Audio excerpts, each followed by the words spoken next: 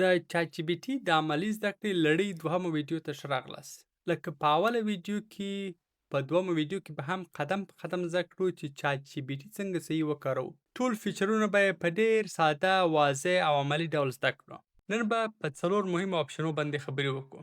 دوم آپشن یې د انځور جوړول دی چې موږ یې هره ورځ استعمالوو. هم به انځور جوړ کړو او هم به د چات جی پي ټي په مرسته ایډیټ کړو. زه د دې آپشن څخه د یوټیوب او فیسبوک په تمنل کې هره ورځ استفاده کوم.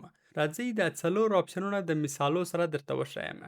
تر ټولو اول آپشنز کې د انځورونو او فایلونو پورته کول دي چې add photos and files. موږ کولی سو عکسونه، پی ډي اف فایلونه، د ورډ ډاکومنټ، پاور پوینټ ورته پورته کړو او بیا ورته ووایو چې راته خلاصه یې کړه یا تشریح کړه او یا هم تحلیل کړه راته. زه یو ساده مثال ورکوم. زه د لسم صنف د کیمیا عکس ورته پورته کوم او ورته وایم چې په انځور ماته تحلیل کړه او راته ووایه چې څه پیغام لري او خلاصه یې هم راته ولیکه. اوس به چات جي پي ټي ماته اول انځور تحلیل کړي او بیا به د انځور اصلي پیغام ماته وایي او په اخر کې به ماته یو لنډه خلاصه راکړي. په دوم مثال کې زه یو پی ډي اف فایل ورته اپلوډوم او بیا ورته وایم چې دا پی ډي اف راپور ماته په ساده پښتو کې خلاصه کړه او مهم ټکي په بولټ پوینټ کې راته ولیکه.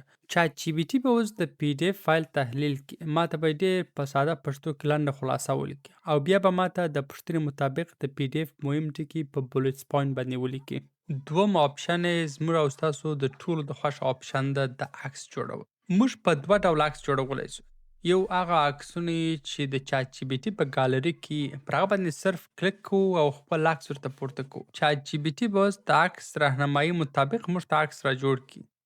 د عکس جوړولو په دومه طریقه کې موږ خپله چات جي پي ټي ته وایو چې موږ ته څنګه عکس را جوړ. هغه زموږ راهنمایي چې هر څونه دقیق او صحیح چات جي پي ټي ده هغه هومره دقیق او صحیح عکس موږ ته را جوړ. مثلا زه ورته وایم چې ماته د افغانستان یو ښکلی عکس را جوړ. اوس به چات جي پي ټي هغه راهنمایي چې ما ورکړې د هغه مطابق به ماته عکس را جوړوي. اوس خو عکس راته جوړ کړئ. موږ کولی سو د عکس را ډاونلوډ هم کړو. خو یو بل آپشن ده چې ستاسې به هم خوښ سي، هغه د عکس کې تغییر راوستل دي. زه همیشه د یوټیوب او فیسبوک د تمنل جوړولو کې استفاده کوم. مثلا په عکس کې زه هغه ځای ورته انتخابوم او راهنمایي ورته لیکم چې کوم تغییر زه غواړم. د مثال په ډول زه غواړم چې په دې عکس کې ماته یو واټرفال هم اضافه کړي. صرف هغه ځای ورته انتخابوم او ورته لیکم چې یو واټرفال هم ور اضافه کړه. اوس به چات جي پي ټي د عکس په نور ځای کې تغییر نه راولي. صرف هغه کوم ځای چې ما ورته انتخاب کړی په هغه کې به ماته زما د راهنمایي مطابق تغییر راولي. دریم او څلورم آپشنونه د تینکینګ او ډیپ سرچ. دا هغه وخت کاریږي کله چې ته یوازې معلومات نه بلکې تحلیل، منطق، مقایسه او سناریو غواړې.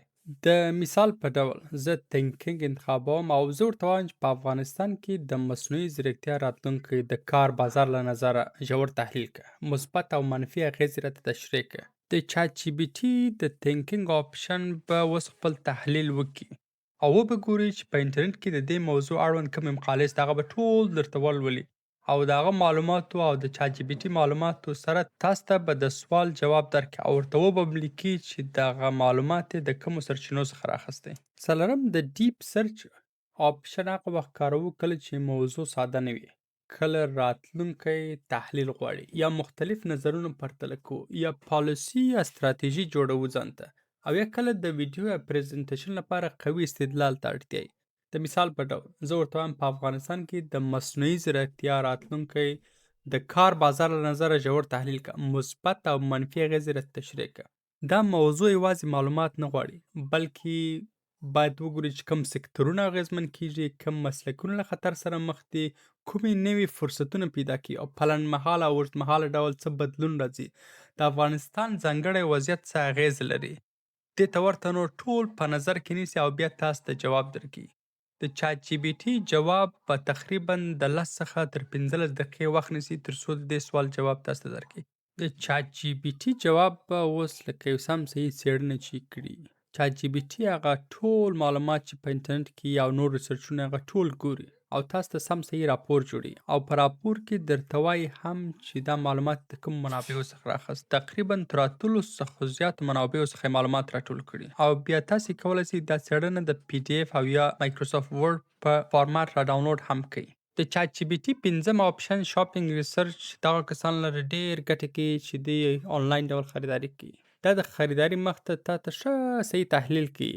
تا ته ټول معلومات درکوي. د مثال په ډول که ته یو شاګرد یې او غواړې تر 500 څخه ارزانه یو لپټاپ رانیسې، ته کولی سې له چاټ جی پي ټي څخه وغواړې چې تا ته مختلف ماډلونه د مشخصاتو، سرعت، رام، بیټرۍ او قیمت له مخې پرتله کړي. ګټې او زیانونه یې تشریح کړي.